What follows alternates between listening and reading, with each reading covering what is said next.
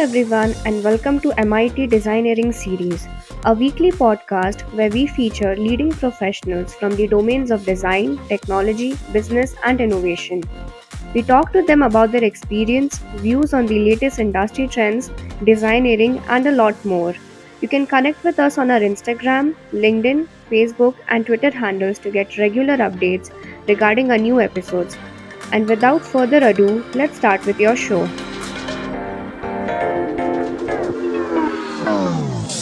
Having a design mindset can make all the difference in a rapidly changing market where problems are getting exponentially complex and interconnected. Every designer aims to impact the users by delivering complete and resilient solutions based on a firm design strategy.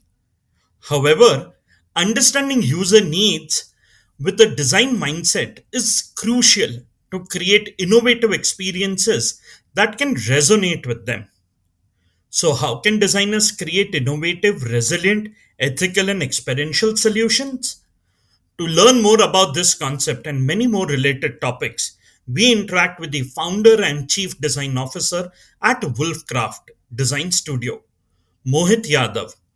Wolffkraft is an experienced strategy and product design studio serving customers globally in domains like healthcare, travel, fintech, complex enterprise products, and emerging technologies. They assist businesses to identify opportunities for action, redefine how problems are approached, and help deliver complete resilient solutions. So let's get in conversation with Mohit on our episode for supporting the Startup Design Studio of September. Hello, Mohit. Welcome to MIT Designeering Series. Hey Rohit, good to be here. Thanks for the invite. Super. So, as my first question on this first conversation with you, Mohit, tell us about Wolfcraft Strategy and Design Studio. What solutions do you assist your customers with, and how did it all start for you? Sure, Rohit. So Wolfcraft is a product and experience design studio primarily. We help startups and large corporations leverage the power of design to craft experiences that generate value for the businesses and their end users. In the last 5 years, the team at Wolfcraft has delivered high quality design solutions for many new age startups and large organizations. These includes strategic and UX interventions on various complex enterprise solutions, direct to consumer applications, large platforms, communities, and more. Majorly, we have our expertise into four areas that is investigate, innovate, disrupt, and inspire. And as the name suggests, that they're self-explanatory. But investigate is where we bring quality insights on the users and scenarios, etc. In innovate, where we try to help businesses leverage design to come up with innovative solutions in their respective domains. In disrupt, we leverage design to rethink and come up with new age ideas to relook at how things are done today and try to help them disrupt business models and user facing solutions, etc. And inspire is my favorite one, where you use designs to create something that inspires the audience or the newer generation, where you could be a leader in a space, or it could be a new way of doing business, new way of engaging customers, or really making a statement, so basically peeking into the future. Wow, Mohit, this sounds interesting and exciting, and I'm sure that it must be a really exciting journey for you, your team members, as well as your customers. Yes, indeed, Rohit. I think we had a very interesting 5 years behind us, where we largely worked with many different shapes and sizes of organizations and very diverse projects. So yes, certainly. Super. What I also want to know from you, Mohit, while there are so many design strategy and user experience companies, what is the different niche that you are addressing? Okay, so we are already living in an experience economy, and there are very few brands leveraging this fact, or are aware that we are moving in this direction. Our focus is to help brands transition from the service economy to the new age experience economy, and also a lot of companies try to offer more and more to their consumers, and by more I mean a lot of differentiated modular offerings. For example, design with technology, design with digital marketing, design with branding, etc. Because of that, most of the times design takes a backseat and design becomes a commodity, or at best it becomes a stage in a process. Our niche is offering only design services, and that allows us to operate at a strategic level where we are very focused, we go deep, and our team is super critical of the application of design towards that business. Because of this, we are able to craft an actual experience for an offering, and our customers see a very, very well differentiated value for their businesses, using design. What inspired you to start Wolffkraft? You were working with leading corporate companies and now on an entrepreneurial journey. What's the story there? Why this hustle as an entrepreneur? You were enjoying your corporate stint successfully. Yes, Rohit, I was certainly enjoying it, and I worked and designed for many studios in India and large corporations on the likes of Sony and Procter and Gamble. I worked in San Francisco for a good amount of time, and I really saw a lot of things when it comes to design. Uh, in my last decade of designing, I never feel that I had a work life balance crisis, because design isn't work for me, but it's a daily behavior. It's in everything that I do. And that's where it begins. So I did some good work with great teams. I don't want to sound like a pessimist, but my main motivator was to walk the talk when it comes to, to when I say that I'm a designer. My dissatisfaction towards how designers are versus how they should be, and how design is being executed, was one of the main reasons that led to the existence of Wolffkraft. I felt, and I still do, that the way world is moving ahead, getting exponentially complex and interconnected, we need a very different breed of designers to create innovative, resilient, ethical, and experiential solutions. We need a breed that doesn't create more problems while they solve for one problem, and hence Wolffkraft. So my importance towards how we design things, and most importantly a mindset towards being a designer, led me to start Wolffkraft. Wow, that's interesting, Mohit. In fact, one of the next questions that I'm intrigued to ask you is actually looking at this from the customer's perspective, and you touched upon this just right now. So while building these solutions that you are working on, which are so systematically actually defined in verticals that you spoke to us about in the last episode, how do you differentiate your offering from other design companies out there? So how, can you help? Let's take an example that if one of your potential customer is listening to this episode right now, how would you help them understand of how do you deliver the services different as compared to anyone else out there?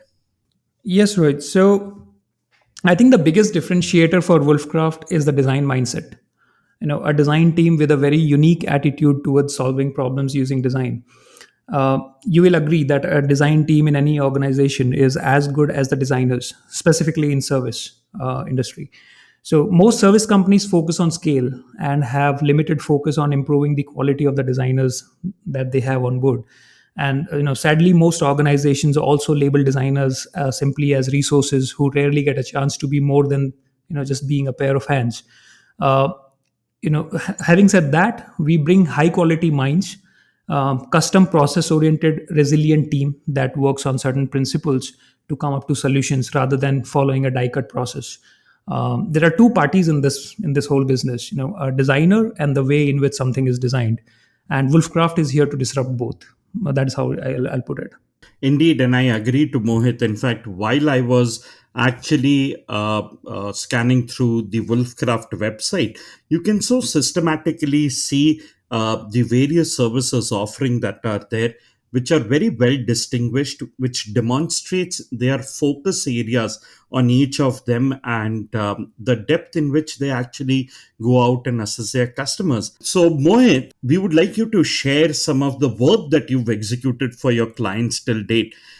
Maybe you may not be able to name them, but could you get into snippets of few customers who came with you with certain set of problems, and you actually with your team, your design expertise, created some amazing solutions for them? So can you take us through quick about 2 to 3 case studies or even more?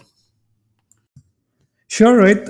I'll let me briefly touch upon some interesting projects that we did, and I believe our team has done some terrific work, and most importantly, the diversity of the work.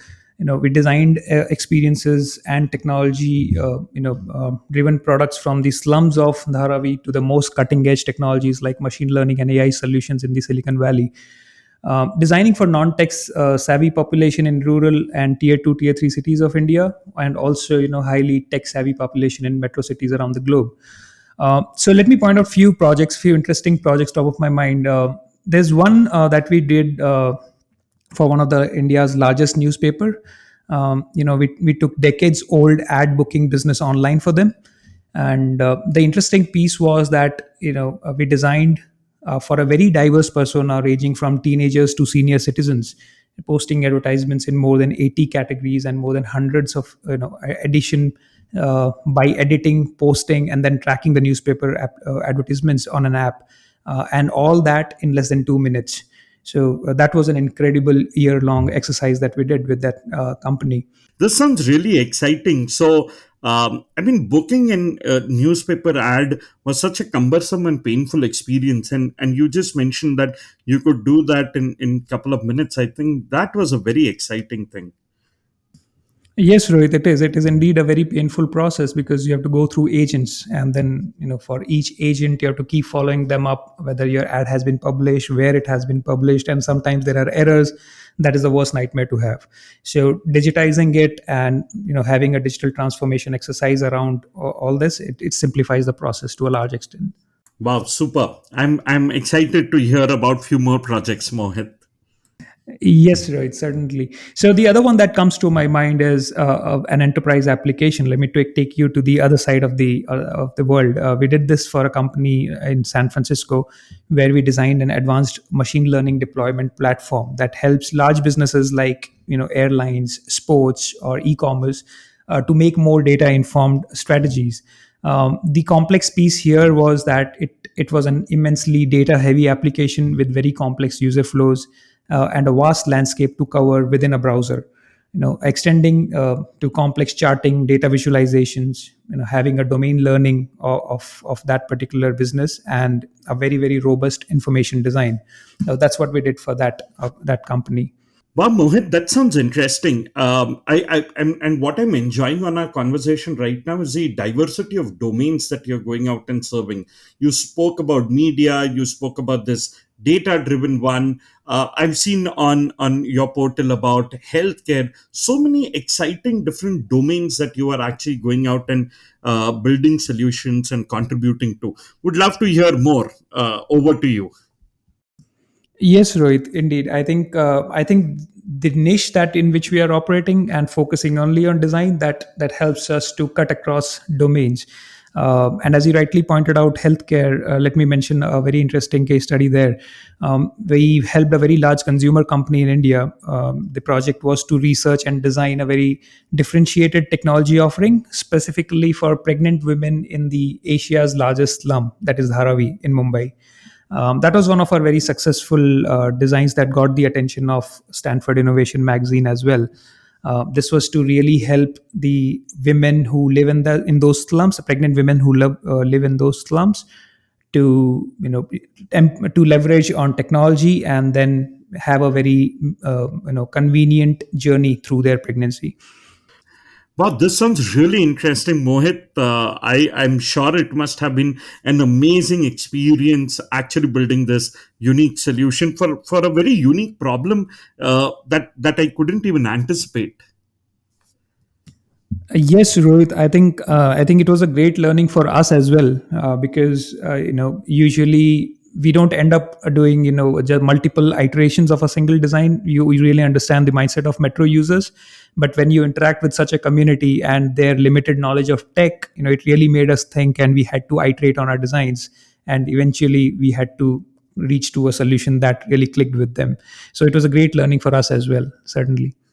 Great. Mohit, there are very few companies that go out and set up their operations abroad.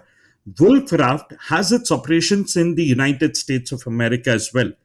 How does it help in being based out of the USA in serving your customers better? Yes, Rohit. We had been operating in India for the initial 3 to 4 years. And after that, we took the decision of setting up a base in the United States as well. I think the main reasons for this is the first thing is that it's always easier and convenient for a business to interact with a provider in their corporate structure with their legal bindings in their local country.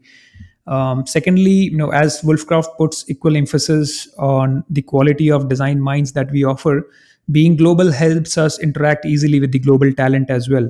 Bringing in fresh perspectives, diverse cultures to the mix, and hence a very differentiated offering for the businesses. And lastly, I feel the sensitivity that the West has towards value of design and designers is still unmatchable. So overall, it is exciting, cost effective, and most importantly, it's very easy to do business with customers in the United States. So these are the things which drive us to do business there as well. Wow, and I'm sure it must be a very different cultural experience in terms of serving the customers there, serving the customers in India. How is the journey different? Do you need to keep changing your India hat and US hat frequently? Yes, Rohit, it's certainly a very different culture. Uh, I would say, from a design standpoint, unless you're designing for a very different set of users, it's not that different. But from a business standpoint, yes, you have to wear different hats because businesses in India have a very different mindset with design, and the businesses in US has a very different design mindset with respect to design. I'm sure design has been an established practice in West since last couple of years and decades now. And while at India, it has been the same case as well. But I think we are seeing more action in that area from business point of view also in the last couple of years. Yes, Rohit, indeed. I think India is catching up really fast, and we have some amazing design talent in India, and also equally, matchable businesses who wants to leverage the power of design. So I think we are catching up real fast, I would say. Absolutely. And in fact, I also have another question in terms of the user experience services that you provide. In fact, user experience, Mohit, is an important aspect, especially for any digital platform or product. However, surprisingly, it is seen as an expensive investment by many early stage companies or startups as well.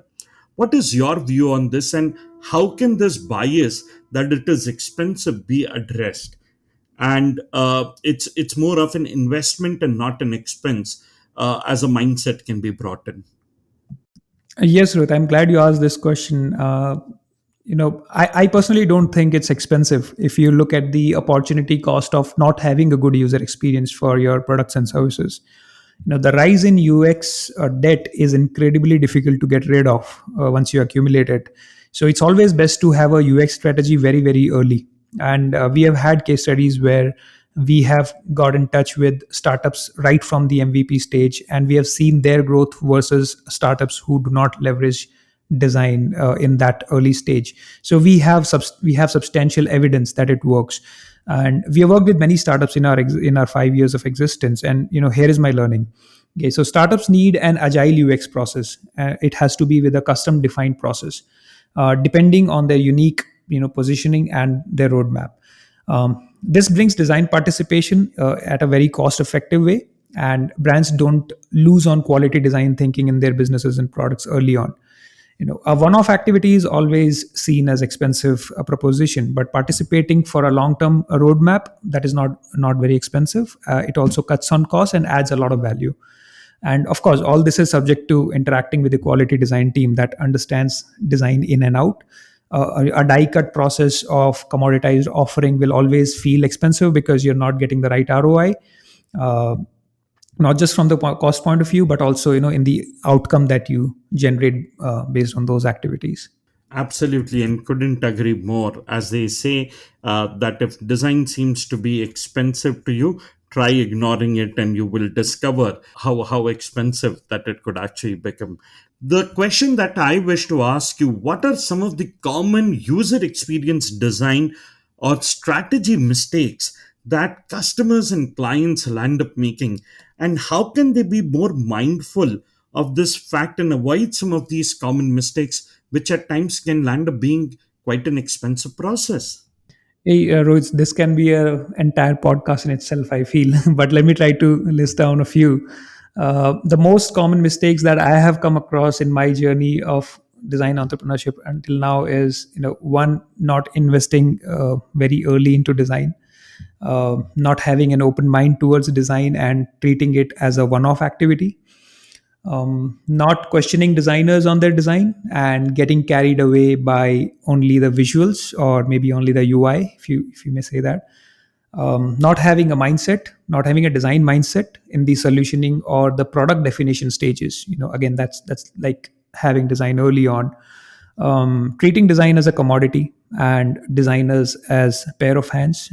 This is the most rampant one because we all can think creatively, and then there are a lot of biases that kicks in, and you just get carried away in that direction without even knowing that you're going. The other one could be not using design as a cohesive strategy and focusing on areas in silos. That's also one of the most rampant one, where you individually look at something but you don't look at the bigger picture together. So these are some common ones that I have seen in my career. Wow, absolutely well said, and a very, very important way for customers to be cognizant of this fact, to be conscious about these mistakes and not make them. And while you keep listening to our audience ask segment separately with our guest on our social media channels, we will do a rapid fire segment with Mohit Yadav right now, right here. So, Mohit, are you ready for our rapid fire segment? Bring it on, Rohit. Superb. Mohit, so here is my first one. Define user experience for your customers. User experience is how your customers feel and how they remember the interaction with your business, product, or brand. A good user experience is when most users won't have a definite answer as to why, but they will choose you over and over again for their needs. Wow, that is interesting. My next one. User experience is expensive, but Not designing a user experience is ultra expensive and has the power of putting you out of business.